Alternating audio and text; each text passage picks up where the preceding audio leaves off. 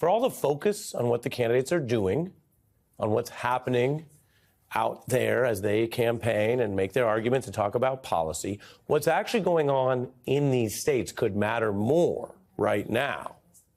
And I'll tell you what people are talking about there. Basically anything except the campaign. Check the front pages right now in these states, and you will see stories about weather, housing, today's holiday of Juneteenth. You won't see any major front page story in these key states where I'm showing you the papers about the election at all. It's almost like it hasn't begun, even as we know the parties picked their nominee and one is a felon, and there's plenty to cover and debate. It's the same pattern on local TV news in many of these states we checked. The stories are about local issues or weather, but not 2024.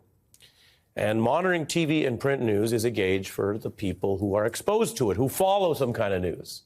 But that's not all. I can tell you tonight, a lot of other people are just tuned out completely. There is a growing trend. This is a real thing. It's called news avoiders. There's even a whole recent book about this, Avoiding the News. This is people who've actively decided to avoid news and info for a variety of reasons. And the share of people who do this has risen to over 35% of America, according to Reuters. Can you blame them? A recent Pew report notes that about 6 in 10 American adults say they're already worn out by coverage of the campaign. Remember, this is the campaign that's coming and hasn't really fully begun. There are studies that suggest this is not even only about politics, but that it began with COVID, when I'm sure you remember the news was constant and it was scary. And some people, after watching it for however long, weeks or months, began to tune away and say, maybe I don't need to do this regularly. And that, I'm telling you tonight, is part of the context for the Biden campaign breaking precedent to jumpstart the earliest ever presidential debate. It's next week. It's the first summer debate ever. It's an event that will break through on TV and the internet to a nation that may not even realize this is happening until it happens next Thursday. Now, there's a political context for that as well. The Biden campaign is betting they will benefit from revving up election mode earlier. There are Democrats who think that the way the Biden campaign is focused on Trump as only an autocrat could be a losing strategy, especially as voters are worried about inflation and the economy. And Biden's campaign is seeking a more direct contrast to Trump on a stage, both of them on those policies. And they think that may help Biden more than this current glare that is often on Biden alone, and that memories of Trump's actual leadership or leadership failures and style may fade. As for the debating, both candidates are rusty. That's not a criticism of either of them. It's actually just true.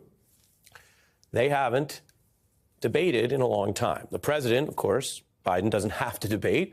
He basically became the party's nominee again. Trump skipped his own party's debates, figuring he'd win without them, and he did. In fact, I can just remind you, these candidates have only debated once in the last 7 years, and that was with each other. And a lot's happened since then. Now, Joe Biden has more overall experience debating, as you can see if you check the vault.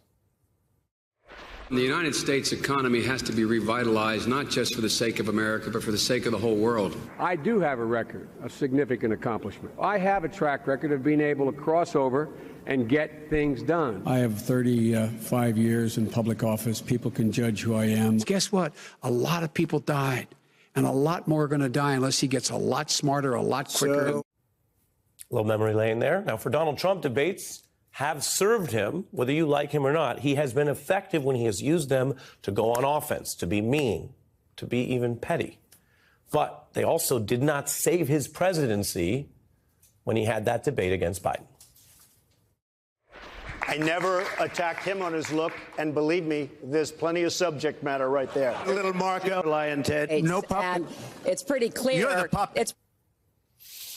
So we will have this high-stakes moment for both candidates in this very specific context I told you about, that the Biden campaign wants to start this thing earlier, which means it's not going perfectly yet for them, and that the last time these folks did face off, again, you could say Biden won the debate or the election, but whatever happened, it was on the road to Donald Trump losing, and that's when he was the incumbent. Now, we have a very special panel to start off our show tonight. I'm thrilled to tell you back on MSNBC is Abby Huntsman. You may know her as a former co-host of The View and a co-host of ours right here on MSNBC. And we are joined by Obama campaign veteran Shay Coleman. Dori, welcome to both of you. It's Good to be here, Ari. Back. Great to have you guys. Che, we will get to you in a moment. Abby? That intro specifically for me. I've been home as a mom for 3 years, totally news deprived. Yeah, you feel like that? Fatigued. Does it resonate? Absolutely. And I think there's so many people out there. I remember sitting at a different studio on Al Sharpton show, I don't know, 6, 7, 8 years ago, talking about Donald Trump and being crooked. And here we are again, running for whatever time this is. Probably he could very well win. He could win. This is third. This will be his third race. But the debate's really interesting because I think that debates in general don't have a tremendous impact. It's fun to watch, but I think in this case it's going to be a little bit different. I think the stakes are higher for President Biden than they are for Trump. Well, I noticed your eyes. We're sitting here on set together as we showed the Biden through the years, right? You see that on the one hand, he's been underestimated. He didn't just last this long and beat Donald Trump for nothing. But on the other hand, the question that he faces now is he at that level or not from the past debates he won? Because it looks different when you go back. That's the question that a lot of people have.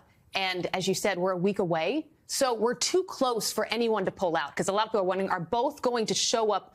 Are they actually going to show up on Yeah, that we've stage, heard that about right? people saying that about Trump. And if Biden pulls out, I think there are real concerns about his mental health. Why did he show up? And if Trump pulls out, he's gaming the system, of course. But well, I don't think Biden's jumping out because they engineered this earlier. They want this badly. But they've got to be so nervous, Ari, because there are moments where you do question, is he fully aware of what's going on and what he's saying? I do think that that is a concern for people. Well, so, Che, how about that point that Abby raises, which I think is fair as well, that the memory or even for some nostalgia right now has benefited Trump. And the Biden folks think that next week they can change that, have a more direct contrast. Yeah, I mean, I think that the idea that this nostalgia has benefited Trump, I think this is kind of a false talking point. Because if you look at it, Trump is basically where he's always been. He's about 40%, 41% of the polls. He's probably going to get 45% at the end of this whole thing. His ceiling, I would say, is 47%, which is what he got last time and still lost. Trump's number is fixed. The issue is that Biden is losing so much to independents. He's losing so much to third-party independent bids and to people who are undecided. That's really where the race is. It's between Biden and the third parties and those voters who are looking for an alternative beyond Trump and Biden. This debate allows Joe Biden to make a sale to them. Here's something you may have heard about or will be hearing a lot about, the AI, artificial intelligence boom in the markets. The biggest AI company right now is NVIDIA. They basically make the key chips that power all this AI we've been hearing about. And here's what's new this week. They just became the most valuable company in the world. There are many ways you could count this, worth more than all of the real estate in New York City, worth more than other companies like Warren Buffett's company or Google or General Motors. And all of this, these are what they call sometimes big cap tech companies, are driving the entire S&P 500 stock market to record highs. And inflation is dropping. On paper, there are a lot of indicators, whether you hold stocks like through an index fund in your retirement or are otherwise exposed to it or work at a company that's benefiting from this, I should say, a lot of economic indicators that are on the up. By virtually every available metric, the economy seems to be doing really well. Mea culpa, I was wrong about the slowdown in the recession. A labor market that has been resilient and often stronger than expected. But many Americans don't feel the economy is strong overall or helping them or their families. More than half of Americans believe the United States is in a recession. And if you believe it, well, then that's reality to you. Now, the economy also deals with perception, meaning this isn't just some external thing. They literally study what they call the consumer sentiment and sort of what the public thinks. So economists are actually actively studying what we're in. Is this a product of the many things that are different these days? How we get information, technology, the post-pandemic feelings, or is it something else? But people, when they look at prices and cost of living, are clearly changing what they prioritize. And so many Americans, after the tech boom and bubble and the burst cycles and the financial crisis and the 08 campaign, if you remember that, which ultimately actually helped the challenger, Barack Obama, against the Republican incumbents. All of that has shifted. And there's a lot of evidence that people look at different indicators now to make sense of the economy. And a lot of folks don't think the stock market, even if it's up, is as relevant to them. Then I mentioned the key swing states that we began the hour with. Polling there shows that people look at the cost of living as the most important measurement of the economy. So that's where people are. Now, politically, that's bad news for President Biden. And you might remember there are past presidents, including Republican presidents, who said, look at the stock market, look at your retirement accounts, you're better off than you were 4 years ago. Well, that message doesn't cut ice right now. Even as stores, some of them lower prices, many people feel that they are paying more for goods and services than they did recently, and they lived through not only the reality, but also the kind of fear and insecurity of inflation. And when inflation was going up and it was harder to meet budgets, you don't know whether that's going to last for a quarter or a year or forever. So Joe Biden has some good numbers, but he still has a long ways to go in selling the public on this rebound story. And then there's the idea that talking too much about some of the wins, like if you talk about, hey, NVIDIA, AI, tech, and the stock market, you might end up sounding out of touch. And if you follow the intersection of economics and politics, the last thing you can afford to be is out of touch. To go back to an era where the recession was hurting a different candidate, George H.W. Bush, he had this infamous grocery store trip that was designed to make him relatable, grocery stores like we all go to every year. But when he was baffled by how the checkout process used the scanner, well, that hurt him more than any other economic number he might have sold. And plenty of politicians face what you might call this out-of-touch test, and we turn, for an example, to Arrested Development. I mean, it's one banana, Michael. What could it cost? $10? You've never actually set foot in a supermarket, have you? I don't have time for this. If you want to be a leader, if you want to represent the public, and you want to say you're dealing with their economic troubles, you better understand them and the price of goods. And this has come up on both sides of, if you will, the shopping market aisle. Guys, that's $20 for crudité, and this doesn't include the tequila. You want to buy groceries, you need a picture on a card. You need ID. You take the smoothie? Well, they're $6, but I'll do it anyway. And now it's $5, $6, $7, and even $8 a gallon. Just hit $8.25. There's data, numbers. They say numbers don't lie. There's economic data, which people interpret differently, as I just told you. And then there's feelings, which I guess kind of randomly has become one of the themes of our broadcast tonight, the feelings that power politics. So Biden's strong record on these indicators may not carry the day. Whether that's inflation and the swing state voters who I mentioned earlier, many of them in the key states, those 7 states I told you about, right now, based on what they're going through, believe Trump would get cost of living under control better than Biden. And remember, cost of living is what these voters have said is their number one most important indicator of the economy. So if this is about feelings in politics, maybe we don't need to have an economist on. No shade to our great economist. Maybe we'll go to one of our friends who understands politics and emotion, Jason Johnson. We created 13.4 million new jobs. I have 3 jobs, and I'm still struggling. And as today's jobs numbers make clear, Bidenomics is working. Because we're pissed off about the state of the economy. Great to have you. We had Arrested Development, banana stand talk, for those who understand that. We have TikTok, where I've told folks that people are weighing in, and young people are upset about a lot of things, as are other folks dealing with jobs around the country, even as some of the numbers tell an improving story, as we showed. As I mentioned, we came to you for the politics of it, not just the raw data. What do you see here as the political challenge? Well, I think it's really interesting. All right, you started with Arrested Development and the Blues. I was thinking of another Arrested Development, the ones who talked about everyday people. And Mr. Wendell. Wendell. People don't view the economy the way the Blues do. Respect. Mr. Wendell. And Mr. Wendell. And Mama's always on stage. Everyday people are interpreting this economy in completely different ways. And this is the data behind it, Ari, and this is where the politics come in. The kinds of things, and there was a great research study on ABC about this, the kinds of things that used to indicate how people felt about the economy, personal savings, inflation, housing prices, all of those things that mattered before 2020 aren't really registering as statistically significant now. So we are in our first post-pandemic economic election, and nobody knows how people feel, but the vibes are all bad. Yeah. And so the question is, how do you sell that? We just showed the back and forth, where you do have to stand on the business that you're doing, and they have a story to tell in the White House, but you can't alienate or proverbially gaslight people who feel differently.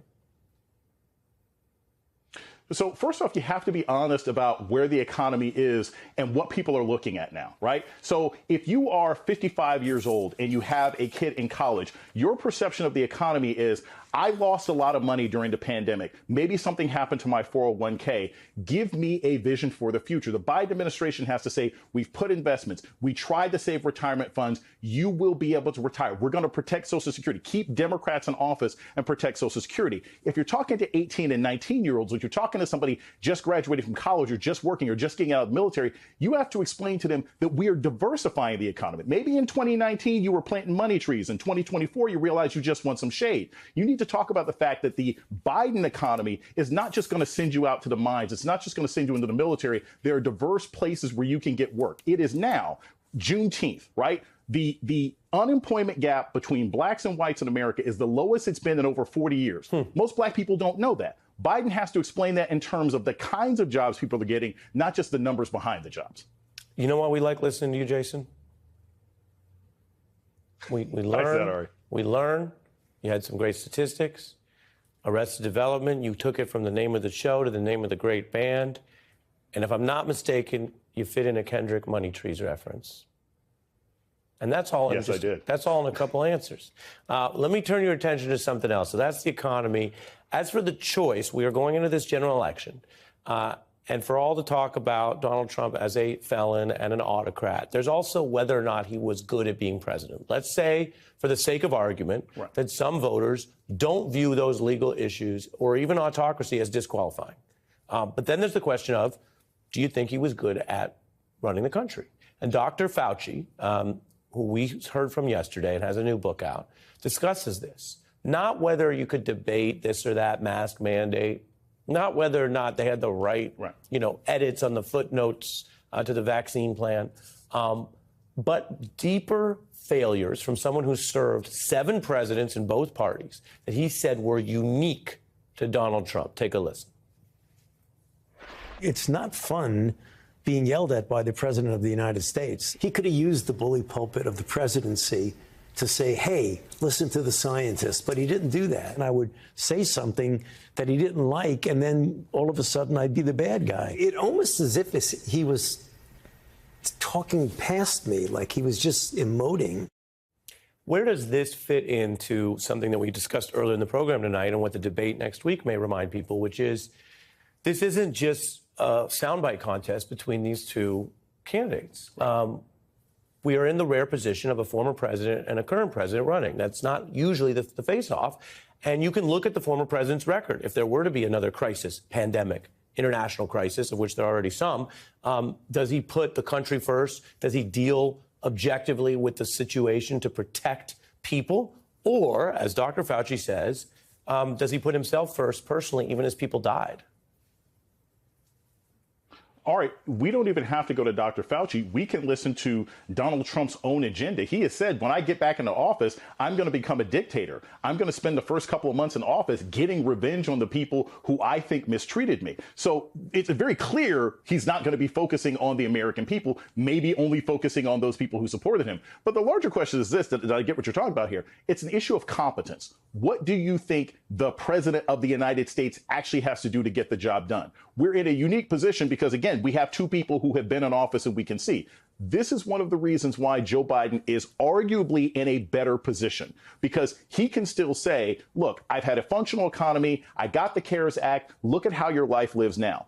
everything about Donald Trump has to be looked at in the rearview mirror. He can't change anything he's done. And actually, he has to deal with things like January 6th and the end of Dobbs as well. So when we're talking about competence, it actually helps Joe Biden a bit. If you think Donald Trump was an excellent president, fine, then you can vote for the guy again. But if you think he was a bad president, you also get a chance to see somebody do the job better or do the job now. And that's likely to bring in a lot more voters for Biden if he can make that message.